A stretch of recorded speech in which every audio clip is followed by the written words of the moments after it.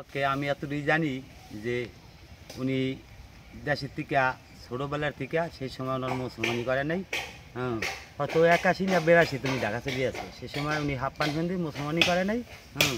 ওখানে যাইয়া উনি প্রথম ওই আপনার ওই বাজারে বোঝাবিরা কাজ করছে, তারপর ওই যে ছোটোখাটো ব্যবসা করছে, ব্যবসা করার পরে উনি আস্তে আস্তে আবার ওই ব্যবসার দাপেই উনি আস্তে আস্তে বিভিন্ন ব্যবসায় উনি বিজনেস করে হয়ে গেছে, উনি ব্যবসা বাণিজ্য করছে।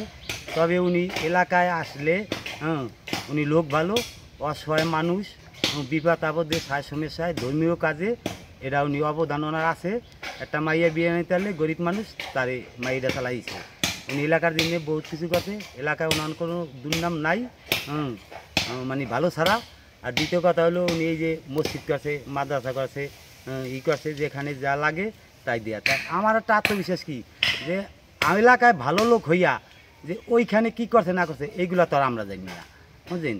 তাই আমি এইটুই মনে করি যে উনি লোক ভালো, 5 ওয়াক্ত নামাজি, আজি হজ করছে। যদি নামাজের টাইমে উনি গাড়ি হিজা থামাইয়া উনি নামাজটা আগে পড়ে গেছে। উনি হলো এই ধরনের লোক, কিন্তু এলাকায় ওনার খুব অবদান আছে, এলাকার লোক ওনাকে খুব ভালোবাসে।